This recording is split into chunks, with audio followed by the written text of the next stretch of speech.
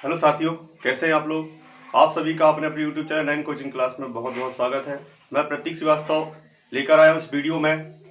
जैसा आप देख रहे हैं, बिल्कुल हाँ सही, UP TET, C TET, MP TET का स्पेशल में वर्ग 3 की मैथ लेकर आया हूँ। इस वीडियो में मैं पढ़ाऊंगा आपको बेहतर तरीके से नंबर सिस्टम, संख्या पद्धति।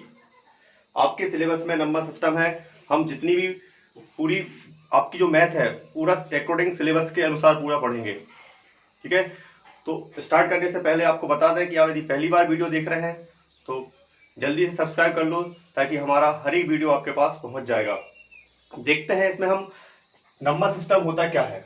हालांकि मैंने पहले एक वीडियो इसकी अपलोड कर दी है नंबर सिस्टम की, वो क्लास 9 के लिए था, उसी का बेसिक है। और मैं special UP TET, C TET और एमपी टेट के लिए आपको फिर से लेकर आया हूं। तो ध्यान से देखना। पहले आपको नंबर सिस्टम का बेस समझना होगा कि आखिर है क्या ये नंबर सिस्टम। इससे पहले मैं आपको बता दूं, नंबर सिस्टम में सबसे पहले हमको जिन चीज की जरूरत पड़ती है वो है अंक। संख्या को व्यक्त करने के लिए हमें अंकों की जरूरत पड़ती है। अंक जो होते हैं आपके 0, 1, 2, 3, 4, 5, 6, 7, 8 और 9, ये 10 अंक हैं। 0 से लेकर 9 तक के जो अंक होते हैं, इनको संख्या को व्यक्त करने के लिए हमें इनकी जरूरत पड़ती है। बहुत ध्यान से समझना, एकदम बिल्कुल कूल डाउन, क्योंकि आपका इतना टफ नंबर सिस्टम नहीं आता वर्ग 3 में। ये बता दूं एमपी टेट में इजीली है, कोई ज्यादा टफ नहीं है। आपने सिलेबस देखा होगा, छोटा मोटा है, घबराने की कोई जरूरत नहीं है। तो संख्या को व्यक्त करने के लिए हमें अंकों की जरूरत पड़ती है। तो कितने अंक हैं? 10 अंक होते हैं, 0 से लेकर 9 तक।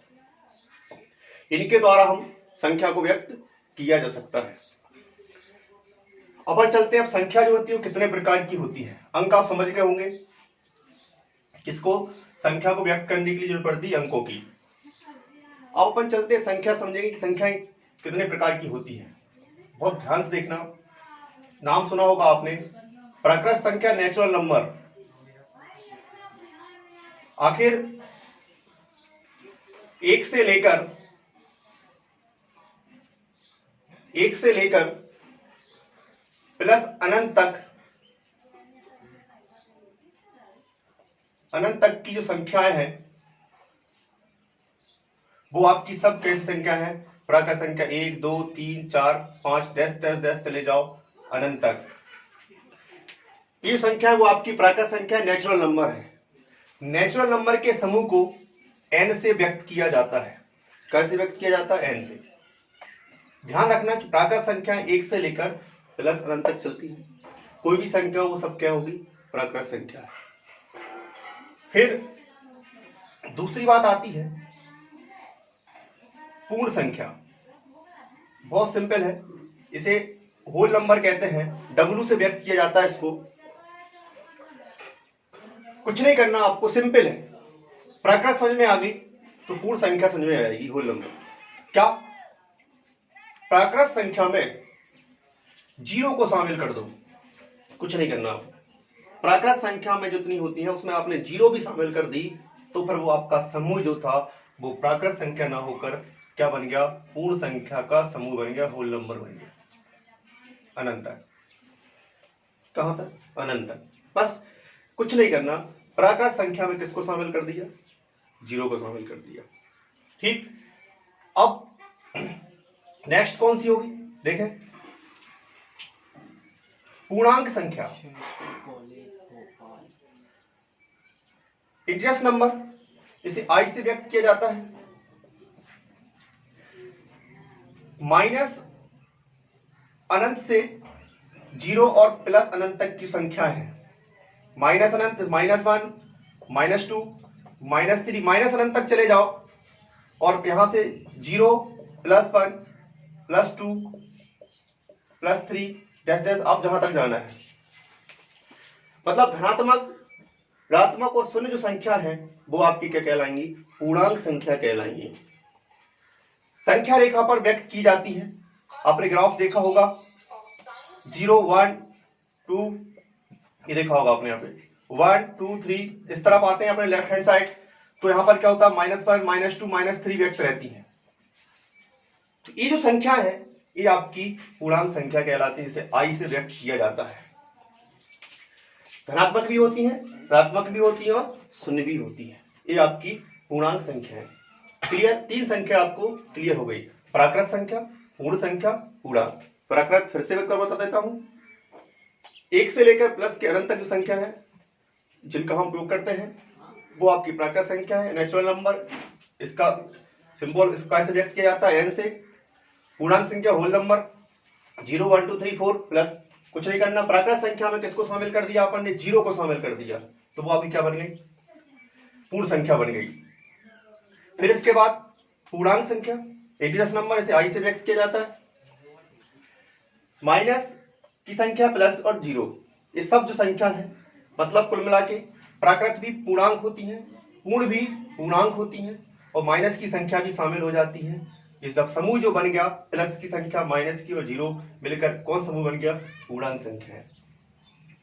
अपन चौथी नंबर की संख्या पे चलते हैं।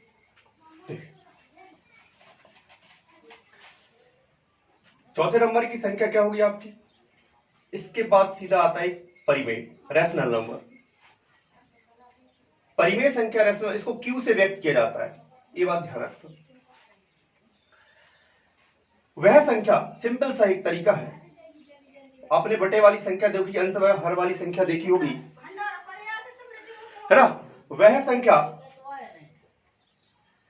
जिसे P बटे Q के रूप में, P बटे Q के रूप में लिखा जा सकता है, वह संख्या जिसे किस रूप में? P बटे Q के रूप में। और ध्यान रखना कि इसका जो Q है मीन्स हर, काय के बराबर नहीं होना चाहिए, 0 के बराबर नहीं होना चाहिए। इसको अपनी सिंपल भाषा में समझें कि वह संख्या जिसे अंश बटे हर के रूप में लिखा जा सके। किसके रूप में? अंश बटे हर के रूप में, और कभी हर उसका शून्य नहीं होना चाहिए, तो वह संख्या क्या कहलाती है? आपकी परिमेय संख्या। परिमेय संख्या का दशमलव प्रसार शांत होना चाहिए, अशांत भी है, अभी बताऊंगा मैं आपको दशमलव प्रसार क्या होते हैं, फिर आप वहां समझ जाएंगे कि दशमलव प्रसार कितने। तो आपने सिंपल से आपने पढ़े होंगे शांत और अशांत। अशांत में 2 रूप हो जाते हैं, एक अनावर्ती और एक आवर्ती। यदि किसी संख्या का दशमलव प्रसार अशांत है और आवर्ती है तो उसे हम परिमेय संख्या बना सकते हैं, कोई दिक्कत नहीं। ठीक है, बताऊंगा कैसे, अभी आप समझ लें संख्या। तो वह संख्या जिसे हम P बटे Q के रूप में लिखा जा सकता है, वह संख्या जो है वो आपकी क्या कहलाती है? परिमेय संख्या, रैशनल नंबर, जिसे हम Q से व्यक्त करते हैं। कैसे व्यक्त करते हैं? Q से व्यक्त करते हैं। जैसे एग्जाम्पल के लिए मैं आपको बता दूं, 1 बटे 2 देख रहे हैं आप, 5 बटे 4 देख लो, है ना, 7 बटे 2, ऐसी अनेक संख्या जो है वो आपकी क्या है? परिमेय संख्या है, रैशनल नंबर है। बहुत ध्यान समझना, ये आपके सिलेबस में है वर्ग 3 के एमपीटेट में, जिसका पेपर आपको पता है 19 सितंबर से स्टार्ट हो सकते हैं। पीवी ने अभी कुछ फिलहाल डेट डाली है, मैंने वीडियो बनाई है इस पर, तो तैयारी बिल्कुल बरकरार रखें, क्योंकि भरोसा नहीं है, कभी भी पेपर हो सकता है। तो हम अपनी तैयारी को बिल्कुल एकदम परफेक्ट कर लें। तो मैंने आपको 4 संख्या बता दी, जैसे प्राकृत, पूर्ण, पूर्णांक और परिमेय। परिमेय संख्या से वह संख्या जिसे P बटे Q के रूप में लिखा सकता है, और इसका ध्यान रखना हर कभी शून्य नहीं होता। एक छोटा सा प्रश्न पूछ सकता है वो आपसे, क्या 0 परिमेय संख्या है?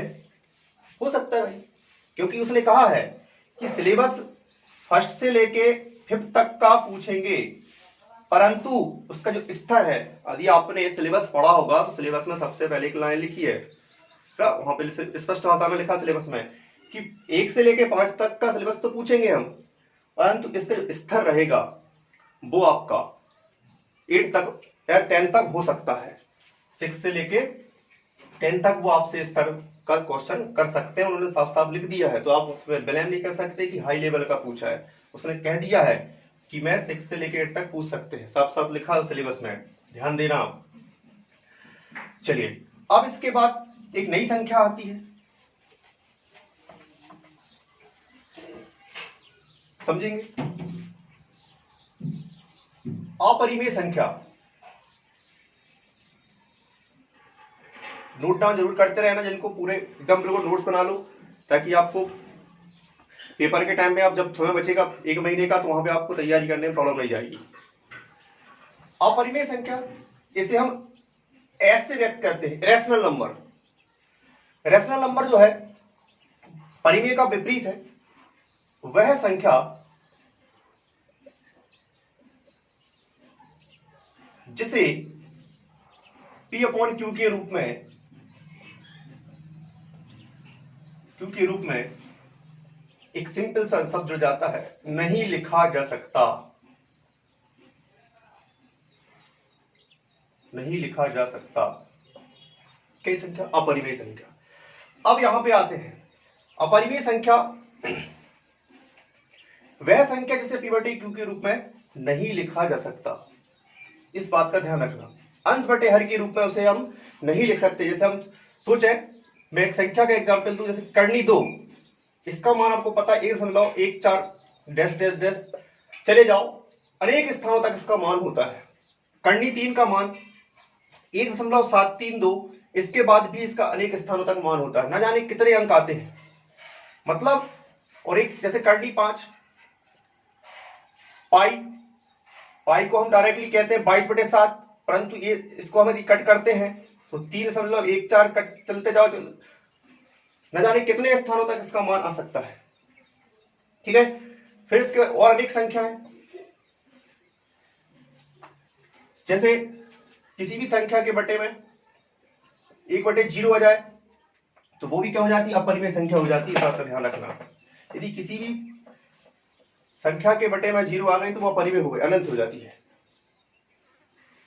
अब इसके बाद और दशमलव वाली संख्या है, 1 7 3 2 5 6 1 5 3 8, हर कुछ आए। जैसे क्या हुआ, मैं आपको अपनी भाषा में समझाता हूं, ध्यान सुनना। अभी मैंने थोड़ी देर पहले कहा था दशमलव प्रसार, तो एक तो क्या होता है? शांत है, और एक क्या है? अशांत। तो जिस संख्या का दशमलव प्रसार शांत है उसे तो हम परिमेय, स्वाभाविक है परिमेय होती है, उसे हम परिमेय बदल सकते हैं नॉर्मल तरीके से, कोई दिक्कत नहीं। अशांत के दो रूप होते हैं, बहुत ध्यान से। अशांत के दो रूप होते हैं, एक तो क्या? अशांत आवर्ती, और एक अशांत अनावर्ती, मतलब रिपीटिंग और नॉन रिपीटिंग। ठीक है, मतलब संख्या अशांत तो कहलाएगी, परंतु दशमलव के बाद जैसे अपन संख्या ले लें 10/3, काटेंगे कितना आएगा? 3 त्रिका 9, बचा कितना? 1, फिर हो गया 10, दशमलव के बाद फिर कितना आएगा? 3, फिर कितना बचा? 1, कितना आएगा? 3 त्रिका, फिर 1 बचा, फिर 3, फिर 3, फिर 3, मतलब जितनी बार आप भाग जाएंगे, जितनी बार आप भाग देंगे, क्या आएगा? 3 3 3 3 ही जाएगा। है अशांत कि भाग पूर्ण रूप से नहीं जा रहा, वो कहलाता आपका अशांत कि भाग जाता ही जाए। ठीक है, तो परंतु इसमें एक अंक रिपीट हो रहा है, कौन सा?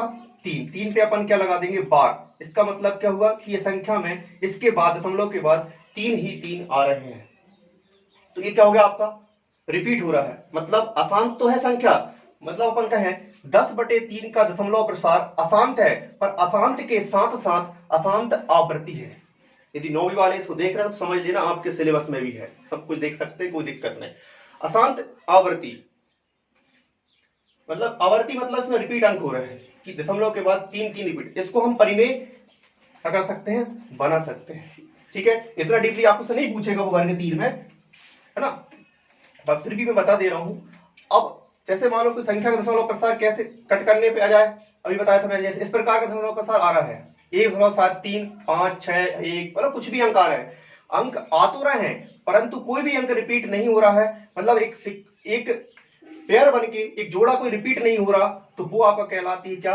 अशांत के साथ साथ कहलाएगी अनावर्ती। कि संख्या अशांत तो है पर अशांत के साथ साथ उसका दशमलव प्रसार कैसा होना चाहिए? अनावर्ती हो। तो वह संख्या जिसका दशमलव प्रसार यदि अशांत अनावर्ती है तो आप उसे अपरिमेय संख्या कह सकते हैं। बहुत थोड़ा सा डीपली गहराई पे ले गया मैं आपको, है ना, क्योंकि लोग इतना ही छोड़ देते हैं कि अपरिमेय संख्या वह संख्या जिसे P बटे Q के रूप में नहीं लिखा जा सकता, अपरिमेय संख्या कहलाती है। हमने इतना ही पढ़ा है, परंतु ये हम थोड़ा सा डीपली आपको बता दिया कि अशांत दशमलव प्रसार होना चाहिए, अशांत के साथ साथ अनावर्ती होना चाहिए। यदि आवर्ती है तो उसे हम p बटे q के रूप में लिख देंगे, वो संख्या परिमेय बन जाती है ना। मैं 9th की वीडियो डालूंगा, उसमें परिमेय संख्या बनाऊंगा अशांत आवृत्ति वाली संख्याओं की, सिलेबस में है, तो यदि आप लोग देख लेना, अच्छी बात है सीखना। तो अपरिमेय संख्या क्लियर हो गई आपकी, नोट डाउन कर लेना बिल्कुल, क्योंकि आपके सिलेबस में है। सिलेबस नहीं देखा हो तो भाई देख लेना। चलिए अब आपकी एक और संख्या बचती है, अभी तो बहुत है, वास्तविक संख्या। 10वीं का पहला चैप्टर है वास्तविक संख्या, है ना, और 9वीं का पहला चैप्टर है संख्या पद्धति, एनसीईआरटी की बात कर रहा हूं मैं। वास्तविक संख्या, वास्तव मतलब होता है रियल, मतलब रियल नंबर। जैसे इस समूह को आर से व्यक्त किया जाता है, कहां से व्यक्त किया जाता है? आर से। तो दिमाग लगाओ, वास्तविक संख्या रियल नंबर समूह को आर से व्यक्त किया जाता है, इस बात का ध्यान रखना। कुल मिला के मैं आपसे कहूं, आपने जितनी संख्या अभी तक पढ़ी है, कौन कौन सी पढ़ी? नाम याद हो गए होंगे, प्राकृत, पूर्ण, पूर्णांक, परिमेय, अपरिमेय। इन सभी को मिला दो, ये सभी की सभी क्या है? वास्तविक है। क्या है? मतलब सभी संख्याएं वास्तविक होती हैं। प्राकृत, पूर्ण, पूर्णांक, परिमेय और अपरिमेय, जितनी आपने संख्या पढ़ी है, ये सब की सब क्या है? वास्तविक संख्या है, रियल नंबर है। चाहे आप कोई सा भी, -2 वास्तविक है, 0 वास्तविक है, मतलब 1/2 वास्तविक है, चाहे वो अपरिमेय हो चाहे वो परिमेय हो, कुछ भी हो, ठीक है, वो आपकी क्या है? रियल नंबर है। इस छोटा सा लॉजिक, बस कुछ भी ज्यादा याद करने की इसमें जरूरत नहीं है, कि आपने इसके ऊपर जितनी भी संख्याएं पढ़ ली है, वो सब की सब क्या है? रियल नंबर है। समूह को काय से व्यक्त किया जाता है? आर से। कोई भरोसा क्वेश्चन नहीं है, वो ये पूछ लेगा आपसे, वास्तविक संख्या के समूह को काय से व्यक्त करते हैं, क्योंकि प्राइमरी का पेपर है। चलिए अब और भी संख्याओं के प्रकार है, छोटी कक्षाओं में बहुत पढ़े हैं आपने। जैसे आप कहें सम संख्या, इवन नंबर, इसको बहुत ध्यान समझना। वह संख्या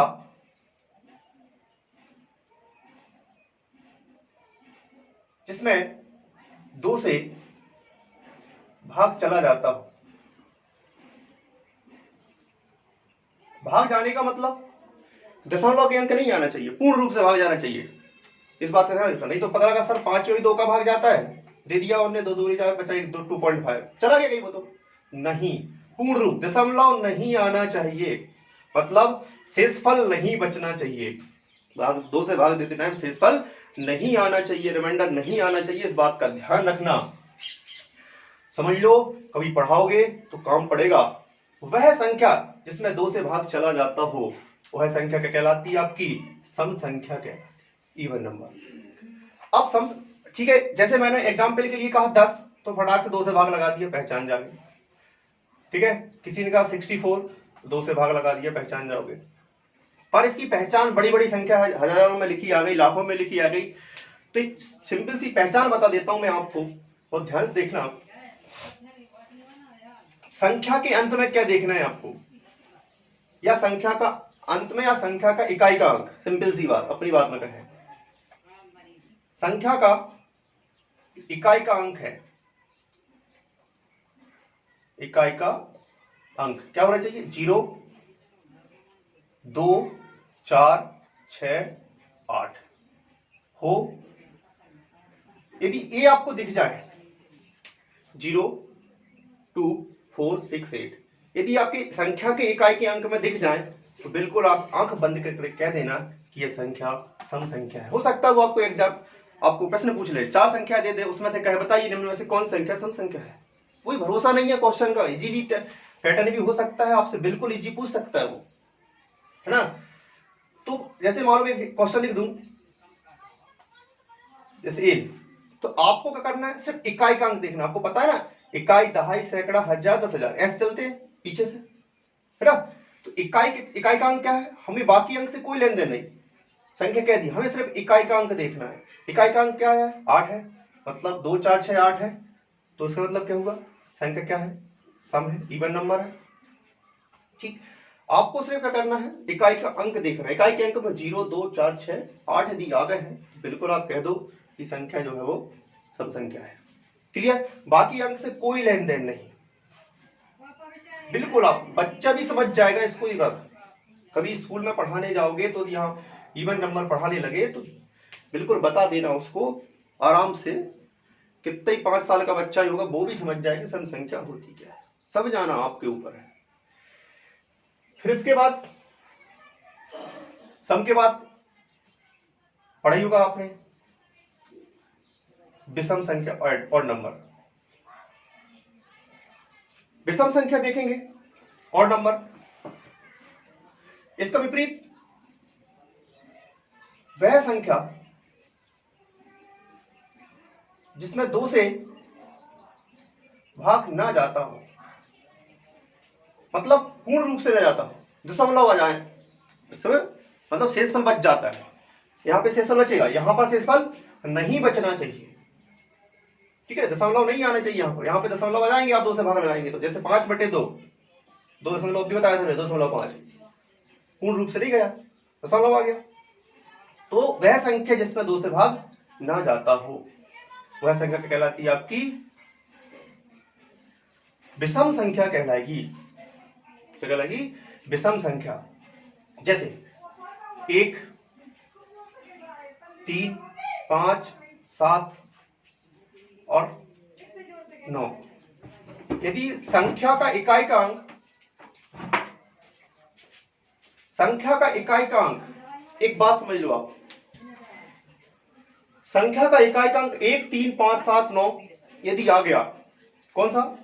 1 3 5 7 9 इकाई के अंक में, संख्या के इकाई के अंक में यदि ये 5 अंक है, 5 में से कोई एक अंक आ गया तो बिल्कुल बेटा भैया आंख बंद करके कह दो कि संख्या विषम है। क्या है? विषम है और नंबर है। जैसे एग्जाम्पल के लिए अपन कहें 1 2 3, ये मैंने संख्या बना दी 1289। क्या ये विषम है? तो बिल्कुल बच्चे को आप बताएंगे, इकाई का अंक देखेगा तो अब आपसे कह देगा कि हाँ सर इकाई के अंक में 9 आ गया, इसका मतलब संख्या कैसी है? विषम है। 2 से वो भाग नहीं लगाएगा, बड़ी बड़ी संख्या में भाग लगाने बैठेगा क्या? वो यदि भाग लगाने बैठेगा, यदि आप भी भाग लगाएंगे तो स्वाभाविक है मुझे इसमें भाग लगाने में आप 1 मिनट खर्च कर देंगे। मात्र 1 सेकंड आपको लगा, आपने इकाई का अंक देखा और तुरंत आपने आंसर दिया कि संख्या विषम है। ये बात होती है कि आपको इकाई का अंक देखना है मात्र बस।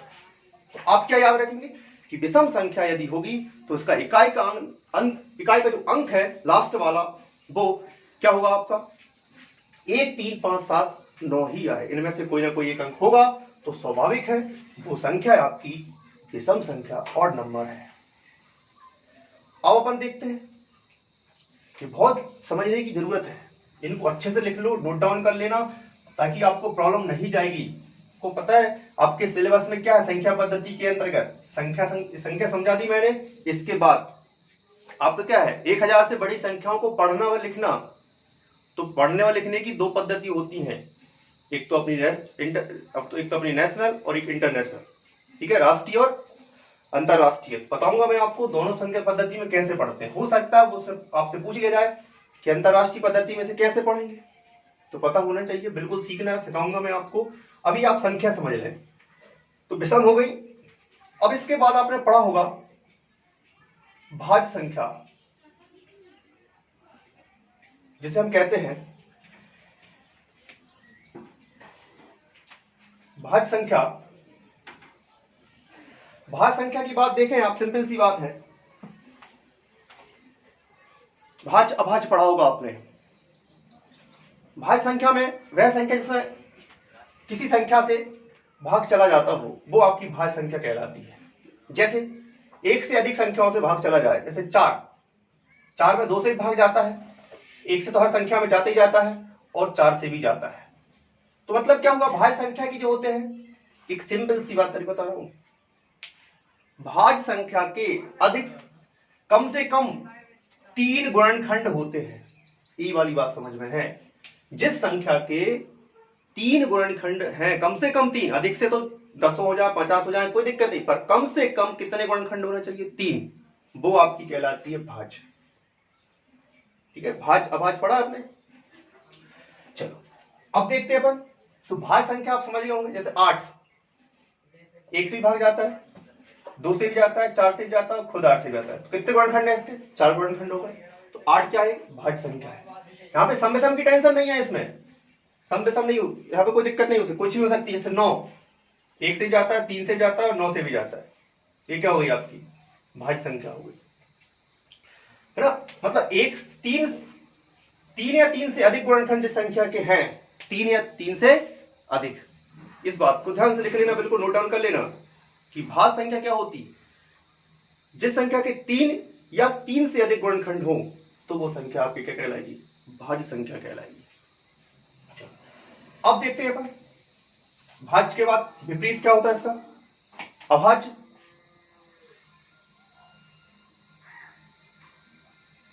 अभाज्य संख्या जिसे हम प्राइम नंबर कह देते हैं। देखो अभाज्य संख्या क्या होगी? सिंपल सी बात है, नोट डाउन कर लेना। वह संख्या जिसके केवल 2 गुणनखंड होते हों।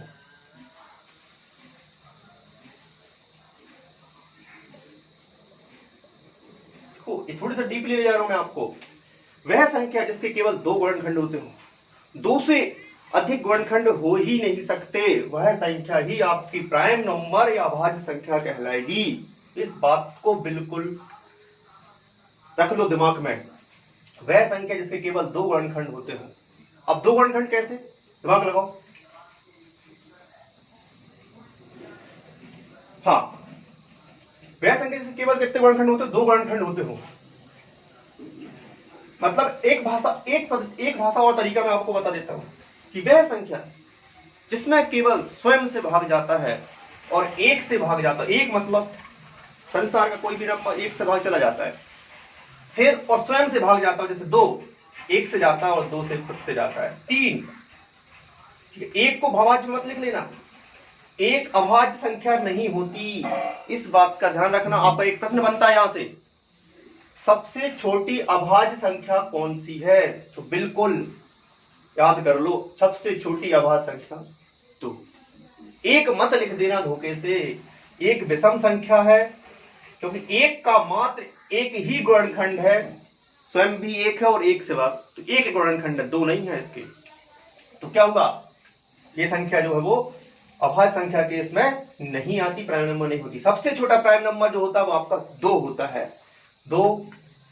ठीक, तो वह संख्या जिसमें 1 से भाग जाता हो और स्वयं से भाग जाता हो, वह संख्या ही आपकी क्या कहलाती है। और किसी संख्या से भाग ना जाता हो वही संख्या आपकी अभाज्य संख्या कहलाएगी, प्राइम नंबर कहलाएगी। इसका ध्यान रखना है, बिल्कुल ये बात लिख लेना ताकि आपको कम पड़ेगी। वह संख्या जिसके केवल 2 गुणनखंड होते हो, एक तो स्वयं 1 से भाग जाता हो और उस संख्या स्वयं से भाग जाता हो। केवल कितने गुणनखंड होना चाहिए? 2 से यदि 3 गुणनखंड हो गए तो आपकी संख्या बन गई भाज्य संख्या। ये बात आपको क्लियर हो गई। और देखते हैं, इसके बाद आती सहअभाज्य को प्राइम नंबर। सहअभाज्य संख्या 10th में क्वेश्चन आते हैं। अब फर्स्ट अध्याय जब कोई पढ़ाता होगा या पढ़ते होंगे तो वहां पे बच्चा लिखता है कर्णी 3, वो कहता है सिद्ध करो कर्णी 3 एक अपरिमेय संख्या है। हालांकि वो तो अपरिमेय, फिर भी वो अपन से कहते हैं अपरिमेय सिद्ध करो। तो वहां बच्चा लिखता है कि माना एक कर्णी 3 परिमेय संख्या है तो इसके P बटे Q के रूप में हो सकती है PQ। यहाँ पे जो है इनके गुणनखंड सहअभाज्य है। कैसे है? सहअभाज्य। वहां वो लिख तो देता है, परंतु बहुत से टीचर लिखवा देते हैं, परंतु ये पता नहीं होता कि सहअभाज्य लिखवा क्यों रहे हैं, कोप्राइम लिखवा क्यों रहे हैं। तो बता दूं, ऐसी दो संख्याएं कितनी संख्याएं? ऐसी दो संख्याएं जिनका बहुत बारीकी समझना, जिनका HCF मतलब हिंदी में कहे तो महत्तम समावर्तक, हाईएस्ट कॉमन फैक्टर केवल कितना आता हो? 1 आता हो। क्या हुआ, फटाक से नोट डाउन करो। क्या हुआ, सहभाज्य संख्या को प्राइम नंबर ऐसी दो संख्याएं जिनका एचसीएफ जो है महत्तम समावर्तक जो है एचसीएफ वो कितना होना चाहिए, केवल एक हो तो वह संख्याएं आपकी कहलाती को प्राइम नंबर। सहअभाज्य संख्याएं जैसे 2 और 3 इन दोनों का महत्तम समावर्तक हाईएस्ट कॉमन, आपके सिलेबस में एचसीएफ एलसीएम है, वीडियो डालूंगा मैं, ध्यान रखना। एचसीएफ एलसीएफ है तो जिसका एचसीएफ जो है वो कितना आना चाहिए, 1, 2 और 3 का महत्तम समावर्तक कितना है, एक ही है। जैसे आपसे कहें 2 और 5 इन दोनों का महत्तम समावर्तक कैसा, एक है, ठीक है। 1 और 6 इन दोनों का महत्तम कितना है, एक ही है। 7 का है, 13 15 तो इनका महत्तम भी कितना है, एचसीएफ कितना है इनका, एक ही है। तो वह संख्याएं जिनका, ऐसी दो संख्याएं जिनका एचसीएफ कितना होता हो, एक हो, महत्तम समावर्तक एक हो, वो संख्याएं आपकी कहलाती सहभाज्य। अभी दो छोटी छोटी और रह गई हैं, इसके अब सहभाज्य के बारे में विस्तार से पढ़ाऊंगा मैं आपको आगे, अभी तो इतना सा बताया छोटा सा मैंने। अब देखो ज्यादा कुछ नहीं, ये सब थी। हो सकता पेपर में वो आपसे इस प्रकार का एक प्रश्न पूछ ले, संख्या समझना ध्यान से, पूर्ववर्ती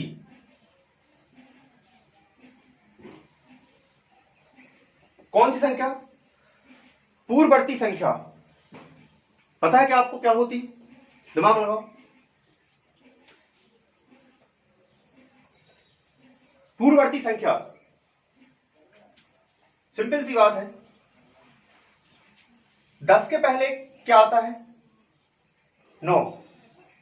10 के पहले क्या आता है, तो 10 का जो पूर्ववर्ती अंक होगा वो कौन है, 9। किसी भी संख्या के पहले आना, किसी भी संख्या के पहले आना, 10 के पहले जो अंक आएगा वो आपका क्या कहलाएगा, 10 का क्या कहलाएगा, पूर्ववर्ती। सिंपल सी भाषा में बता दिया मैंने, किसी भी संख्या के पहले एक कम करके।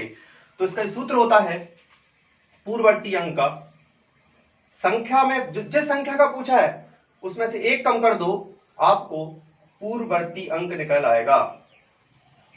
इस बात की ध्यान रखना, पूर्ववर्ती संख्या निकल आएगी।